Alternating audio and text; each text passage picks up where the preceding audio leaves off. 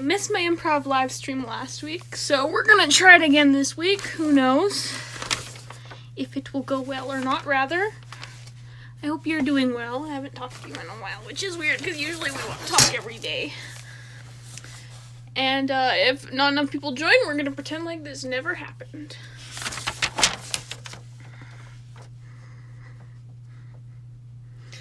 I'm in my basement, so who knows how the internet's going, but yeah, we're just trying our best.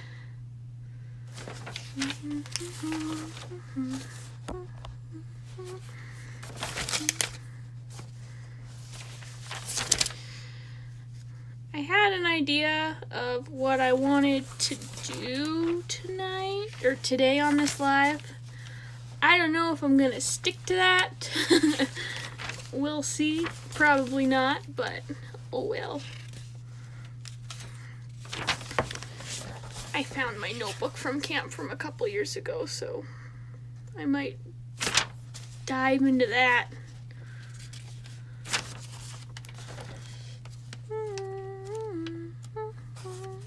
Plans are overrated. Plans are for nerds and nerds only. Who plans things? Teachers. What am I? An instructor. That's different.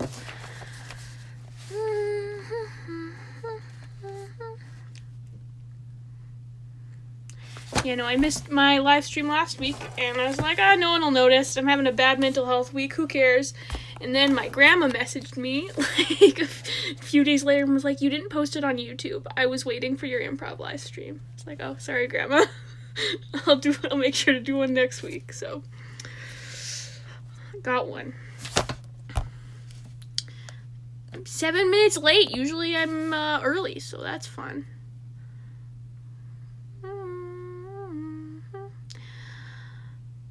So, I mean, I got one viewer. That's enough. That's enough. You're gonna learn improv tonight. So, and I'm gonna talk as if there's a million people watching, because this is going on YouTube after. But for those who don't know, I run a troupe at the library for middle schoolers. I teach improv to middle schoolers, and because the world is on fire, I can't do that anymore because social distancing and kids are germy. Ooh, cooties. So I've been trying to do live streams every week, except for last week. Last week isn't real. Last week doesn't exist. And just talking about improv. I have plans before every one I do, but it usually just ends up being me talking about improv for an hour to myself while, like 2 or 3 people watch on, which is fine. I'm okay with that. So the first week talked about improv basics, just basic things like accepting, advancing, blocking, which is bad, waffling, what offers are. Second week, I forget what we talked about. We've talked about scene painting at some point. Today I wanted to talk about story structures, but you know what? I don't care. So yeah, no, when I was cleaning my room the other day, I found one of my notebooks from camp. So for like 3 summers in a row, I went to improv camp, which is a camp off the coast of Vancouver. It's on one of the Gulf Islands, and it's just like a week-long improv intensive, basically. You go and you do improv all day for a week. And most kids do it just to go and have fun, and they go on this island and they just chill and they get to do some fun improv and they get to make friends. But I would take diligent notes in every single one of my workshops.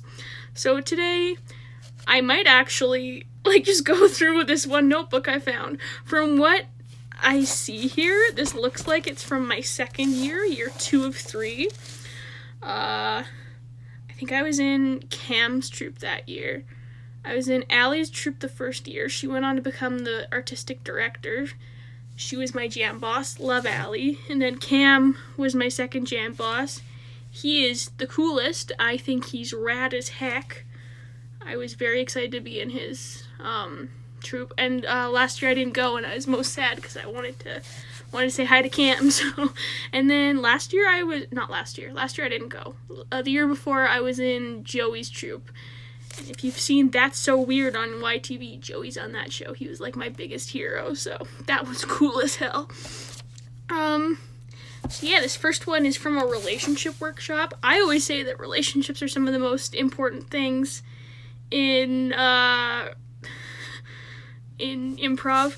I have a note here that just says anti-therapy for hoarders. It's a quote from Josh Ferris. Love Josh. It says, choose an object and find importance by repeatedly using because and digging deeper. Find a word to use in summary, assigning importance. Actually, that's a good game, because improv only matters if you make things important and you add details to them and you make them matter. So, this game that Josh apparently, according to this notebook called Anti-Therapy for Hoarders, is finding an object and like just slowly assigning more and more meaning to it. So I think that's a fun exercise that could apply to a lot of improv scenes, just because if you like pick up a ruler and you start assigning importance to that ruler, it's like, oh yeah, this was my mother's ruler. She used to build houses with it. She was an architect. She would design her houses, and then she died, and I loved my mom, so I kept this ruler, and now I want to be an architect too. Like, rulers are boring. Staples, man. Staples is boring. It's not boring. I love Staples. But, you know, rulers are boring. But with that couple of sentences, I made this ruler mean a lot more. You just assign random details to it. I just really like the name Anti-Therapy for Hoarders. This note says there's 4 chambers of a relationship: what we think, what we want, what we need, and what we desire. Want is a goal. Desire is more intense and more emotional. They're correlated but not the same. Cool. Is this all live just gonna be me reading from my notebook? Because I took good notes. Here I wrote crow. C stands for character, R stands for relationship, O stands for objective, and W stands for where. Make it about the characters, make the relationships important. I don't know, at the end of the day, relationships are very important in improv. They make people want to pay attention. I've used this analogy a lot, but if you're doing a scene about being locked in a camper because there's a bear attacking, that situation in itself isn't very relatable. I don't know very many people who've been locked in a camper while there's been a bear attack. However, if you make that about being locked in a camper with someone you're tense with, there's someone who've been belittling you, there's someone who you want to be close with, but they just don't seem to have that same sort of want, that's something people can relate to. That's something I think a lot of people can see in their own life and connect with. So even though the scene's kind of about the bear attacking, what it's really about is this relationship between 2 characters. Excuse me. So if you have strong relationships, it makes people want to watch more. This note says you need to make them mean something to each other, which is true. I feel like a lot of this live is going to be a review of past lives, but that's okay because there's only one person watching. But if the characters don't know each other and they don't mean something to each other, it's a boring scene. No one wants to see a scene where it's just someone who goes in and says, hi, can I buy this sandwich? Sure, it's $10. Okay, here's $10. Thank you, come again. Like, that's a boring scene. But if you make the characters mean something to each other, even if it's just like, wow, I haven't seen you since high school, you're still just as much of a nerd, and you start riffing on that and make the characters, make them so emotionally attached to every word. There was a game that we used to play in high school called It's Tuesday, and what would happen is someone would make a statement like, it's Tuesday, and whoever they said it to had to have a really emotional reaction that, like, just didn't attach to it. So, like, you could say, I made eggs for dinner, and, like, someone could just have, like, a massive, like, crying fit, screaming, rolling around, and justify it afterwards, but, like, it's the game of making everything you say matter, getting emotionally invested in everything you say, because that makes for a more interesting scene. It makes everything more dynamic, and makes these characters seem more real, even if they're reacting stupid to ridiculous things like eggs. They're more dynamic because they have emotions. It's not just someone on stage. It's not just an actor pretending to do dumb tasks. It's you trying your best to heighten things and make things more dynamic and interesting. This says character paint. Last thing that should be said is the want. Another person can come in and provide backstory for the character. So we talked a little bit about scene painting not last week. Last week doesn't exist. The week before. And I kind of broke down what makes a good scene paint, and what I said was you want to start broad and kind of go in and in and in. So scene paints are when you describe the scene, you build the scene on stage. So, like, if I was in a barn, I would paint this barn for you. And, like, the barn's not literally there on stage, but, like, I would tell you so much about this barn, you would be able to visualize the barn, right? So, you want to, when you're doing a scene paint, you want to start broad and, like, get more and more specific. You kind of want to do the same thing with character paints, too. Character paints, I don't think they're seen as much as scene paints. I think there are seen sometimes, especially in the CIG circuit, because there's a whole event called the character event, and a lot of people will start that event with a character paint. But I think they're really fun because it gives you, instead of just coming in and knowing nothing about your character and having to make it up as you go, if you paint a character or build a character beforehand, or then you are that character, you have a lot to pull on, you have a lot of ideas about who this person is, what they want, the world around them. So with those, you really want to kind of have the same thing as scene paints. You want to kind of go from broad to more specific, but instead, like, go from superficial to more deep, if that makes sense. Like, if I was painting a character, maybe I'd say their name first, and then I would say, talk about what they were wearing, like specific things like shoes, or maybe they only wear Nikes, and but they're like old dad Nikes, and they're ratty, and he's worn the same pair for 10 years. Like, I would start painting pieces of that, and then I would give them traits and quirks, like he chews gum, but only on the left side of his mouth, and so his jaw on this side is super jacked, and the other one is super weak. Like, stuff like that. You start building and building, and then the last things you get to are, like, the really driving forces of these characters, like what they want, what they need, who they are as a person, what scares them, that sort of thing. So that's my first page. That was day one. That was my first workshop on day one. This live is bad. Yeah, that's bad. I did story with Brent. I miss Brent, too. I just miss camp. Maybe this whole live is just me reminiscing about camp and being sad that I can't go to camp. Because last year I applied and I didn't get it. I'm still a little bitter. But it's okay, I got over it. And then this year I applied again, and before I could even see if I did get it, then it was canceled because of the world. So, maybe I'll just talk about character painting some more. Like I said, character painting isn't used nearly as much as it probably should be in improv, in my opinion.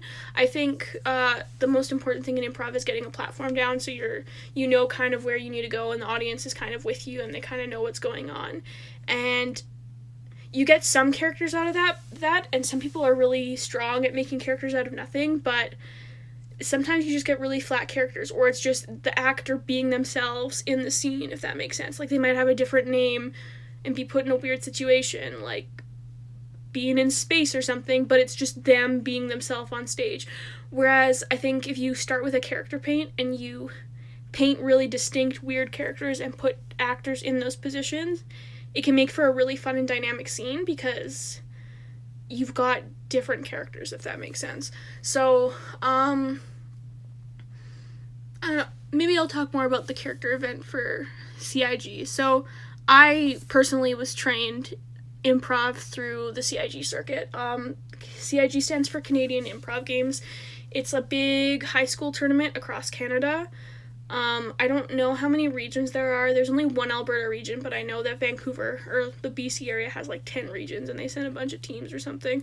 I don't know. There's a lot. It's a big thing across the entire country, but basically it's more structured improv. Like, it's still all improvised, but there are different events, and there are different skills that you're trying to hit with every event, and there are ways to prepare for it. I've had people say to me, like, how can you practice improv? How can you have improv practice if you're just making it all up? And the analogy I like to use, and that I used in the first live stream, but we'll pretend like that one doesn't exist, is if you're on a hockey team, if you're on a sports team, you're a baseball team, you might have plays. Like, you might, for hockey or ringette, that's my experience, so I'll run with that. You might have a breakout play. You might have like plays for shooting. You might have passing plays. And while you can practice those and get the skills in place, there's no chance that you'll be able to do those in a game exactly how you practice them. Games are just so chaotic. There's so many people, there's so many variables, there's so many things happening that you really have to think on the fly and use what you learned and apply them to the situation. And I think improv is very much like that, in that you, in practice, you do scenes, you do games, you learn skills, and then you learn the formatting, the basic story arcs. It's very much like English class, learning what a scene wants, learning what a good story needs. And then once you get to a performance or you get on stage, then you apply all of that stuff that you learned, all that stuff you know, to the scene. So that's how you kind of practice improv. So the Canadian Improv Games, it's a high school tournament, basically. There are regionals in each province. Maybe not the territories, but definitely the provinces. And then one team from each regional goes to nationals every year. And so each team has 8 players, and then you can have 2 alternates. I don't think... Well, so there's another tournament in Alberta called the Nose Bowl, and it's more theater sports, and you can like switch alternates in each night, but I think unless you make it to finals, you only perform one night, so I don't think your alternates can tap in and replace. It's just kind of, they're there to practice with the team and warm them up and be moral support. And so there are 5 events you have to perform at least 4. 2 mandatory events are the life event and the theme event. The goal of the life event is you want to showcase acting. You want to showcase real acting. You want to showcase truth and like being true to your character and like real moments. A lot of teams take that. It's like a bit of a cliche for kids to turn those scenes into super angsty scenes because they're like, oh, we have to be real. Okay, let's do a whole scene about coming out, or let's do a scene about divorce or something, which, like, yeah, it's real acting, but they always turn out super angsty, but they don't have to be that way. Like, my team one year, we were tired of all of the scenes being angsty and super, like, sad and depressing, so we're like, how can we change this up? So for our suggestion, we would get an object. So, for example, one time we got a spare tire as our object. And so what we would do is the characters in the scene are the objects. So the characters in the scene were the tires, and it was a real moment in life from these tires. And so that kind of goes hand in hand with what I was saying before about how you don't have to relate to the situation in a scene if the relationships are good, because you'll see yourself in those relationships. So, like, with this tire example, none of the audience can relate to being an actual tire because we're humans, we're not tires. But we can relate. So in that specific instance, the scene was about a tire blew on the way to... Oh, hi, Breck. Hi, Ryan. The scene was about they were on the way to Disneyland. They were a car. There were tires. One of the tires blew. Like, it blew up, it exploded on the way, and they had to replace it with a spare tire. And I think during our huddle, one of the guys was like, guys, you can only go 50 with a spare tire, make that part of the scene. So we did, and so the thing was about, I was one of the good tires, and I was really mad about being held back by one of the slow tires. So while this scene is about tires, and no one in the audience is a tire, it was still a good scene because people could relate to either feeling like they're being held back by someone who they're just kind of being nice to, they're just kind of humoring. If you're on a sports team and there's just someone who doesn't seem to care, people can relate to that. Or they can relate to being that spare tire, not literally because they're a tire. Yeah, Ryan, you are a tire. You're the best damn tire there is. But if you can relate to that spare tire and being like, feeling like people are overlooking you, feeling like people aren't taking you seriously, feeling like people aren't giving you a chance. So this scene was literally about tires, but we made it so that the relationships mattered. We made it so that there were really good stakes and stuff. And that led to a good scene. So back to my explanation of the Canadian improv games. So that's the life event. So you don't actually have to make it really depressing. You just have to make it real acting and true to life for the characters. Ryan and I are hanging out, not quarantined. Excuse me, boys. You really want to get the virus and never come back to improv again? Because that's what's going to happen. We're going to stay quarantined forever. No one gives me a chance, cost dad. Yeah, well, see, we can all relate to those situations. So the life event doesn't necessarily have to be about real people. It just has to be about honest moments and honest acting. And maybe that is the honest moment for a tire. That's how tires feel, I guess. So that's the life event. It's one of the mandatory events. And then the theme event is the other mandatory event. And it's about exploring a theme in a lot of different ways in one scene. So what will happen is you'll get a theme as a suggestion. That one is the only suggestion that isn't provided by the audience. It's provided by CIG as an organization. So you still don't see the suggestion beforehand, but they will, I lost my train of thought. You won't see the suggestion beforehand, but it'll be provided from the organization instead of the audience, so you know it's a good one, because that one is, when you ask someone for a theme, that's a concept that's kind of abstract and not everyone knows how to properly give a suggestion for that. So you'll get something like construction or heart or something like that, and then you have to explore that in a bunch of different ways. So if, for example, my suggestion was construction, maybe I would start with a literal and be building something. Maybe I would then jump into a scene, because they're just little beats. They're like little 3 or 4 second scenes, and then you sweep and you do it. Maybe I would do a scene about a new relationship, because then that's constructing. I'm constructing a new relationship. I'm building a friendship with someone. Maybe I would do a scene after that about someone kicking down my Lego castle, because opposites are still still valid. Maybe I would, a lot of times they like it when you do historical references, so maybe I would do a scene about the Berlin Wall being knocked down or something. But it's just you taking a word and trying to explore it in as many ways as you can, even if it isn't necessarily obvious to the audience what you're going for. It's obvious to you, and you're still trying to explore it. So those are the 2 mandatory events in the CIG. And then each team has to do 4 events, and so you can pick 2 of the remaining 3. So one of them is the story event, and that event is basically you just have to tell a full story arc. That's very English class. We all know how to do that. You just have to, there needs to be some form of narration. So usually teams will do a typewriter where there'll be someone sitting on the side literally narrating, or they'll do a ghost narration where anyone can jump out at any time and start narrating. But the real goal of that event is just to tell a full story arc. Beginning, middle, end, characters that are dynamic and change. Hufflepuff for life. I made that in grade 9 with pencil crayons.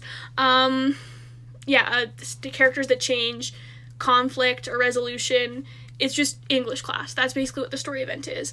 The character event is just proving that you can build a fully realized character. Building a character, that's why a lot of people try and do character paints for those. That's why the most common use of character paints is in CIG, because it's a really easy way to just build a character on stage and then jump into a scene with them. I think those are most successful when you really come at it from all angles. So if you build this character in a character paint and then put them in an environment where they'd be comfortable. Put them, it's here. Or here, sorry. I don't know, I can't see. So putting them in a situation where they're comfortable, putting them in a situation where they're uncomfortable, showing their childhood, showing their friendships, showing their relationships with other people, showing them what they're like when you're alone. If it's kind of like the theme event where it's a bunch of little scenes, or the best ones I've seen, if they're a bunch of little scenes all thrown together at once and like you're trying to hit a bunch of beats, but it's really just showing this character's life and showing a dynamic character. And then the last event is the style event. It was one of my favorite event was the theme event, but I really liked the style event too.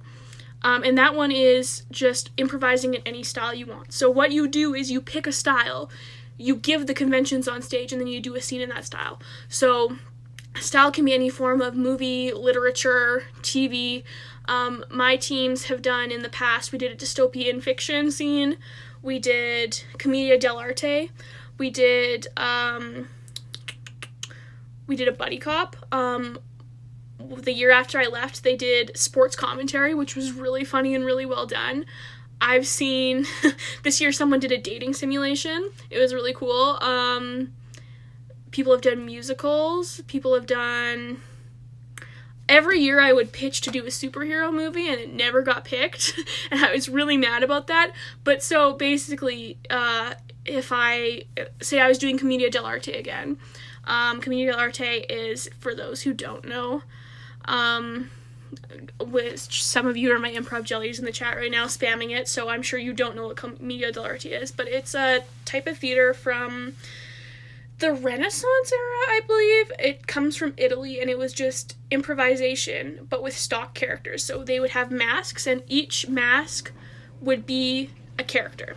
And so the characters would stay the same, but they would just improvise in this character, and they would speak in gibberish, and they'd be really physical. So for our style event, when we did Commedia dell'Arte, we had masks, we were super physical, we broke the fourth wall and talked to the audience, or did the audience. I think Caitlin ran through the audience at one point, and we spoke in gibberish language. And it was very much like miming, and yeah, it was kind of mime, but it wasn't really mime because we were still speaking in gibberish. So anyway, that's basically the style event. And so that's CIG. So yeah, you do a preliminaries round, and then you do a finals round if you're one of the 5 or 6 teams who make it to finals, and then the top team goes to nationals every year. So that's CIG. And then, I mean, while we're on the topic of improv in Alberta and how I got my start, I also got to perform in the Nose Bowl tournament. That less people probably know about because it's Alberta only. It's kind of a northern Alberta thing. It's called the Nose Bowl. It's a parody of the Rose Bowl, which I believe is a football trophy or tournament, but it's called the Nose Bowl, and it's more theater sports. So in CIG, you get 15 seconds before every scene after you get your suggestion to kind of not necessarily plan it out, but just kind of hype each other up, maybe do a little bit of planning and be like, okay, this is what we need to hit, this is what we're going to do, but it's only 15 seconds. You can't plan a whole scene in 15 seconds, but you still get a bit of planning, and it's more structured because of the events and what you practice. Whereas the Nose Bowl is more theater sports, more gamey. You don't have that time to plan, but there's less structure too. You can more do your own games. So instead of being judged on these big mechanics on each scene is judged on a scale of 15, 5 points for entertainment. So the entertainment judge is just looking if they're entertained, if the audience is entertained, and if the actors on stage look like they're entertained, and you can get up to 5 points per scene for that. And then there is the technique one. So are the improvisers performing the scene to the best of its abilities? Like if they're doing a game and they've laid out the rules of the game, are they executing that game well? Also, are they projecting? Are they being loud enough? I guess. Are they doing good improv? Are they making sure that their platform's there? Are they making sure that they're accepting offers, they're not blocking? Like all those mechanics things will fit in technique, and you get up to 5 points. And then the last 5 points are for storytelling, and that's more just storytelling arcs, making sure your full arc is there. Again, English class stuff. And so you get to pick your own games for that. So my favorite games are hard games. My favorite games are rap games. I really like rap improv. So there's kick it, which is you just do a normal scene, and then when someone says kick it, you have to do like a couple bars. It's not good rapping, but it's fun. So that's one of my favorite games. Another favorite one is cross dub. So basically I do a scene and I'm acting things out, but I'm not providing my voice. Someone on the sides is doing my voice, and whenever I talk, I'm doing the voice for someone else. So it's kind of a bit of a mind freak a little bit, because everyone is doing someone else's voice. I also like backwards scenes, but those are really hard. And it's just a scene, but backwards. I'll check Q&A, but you guys have just been spamming my chat the whole time with nonsense, so I probably won't answer.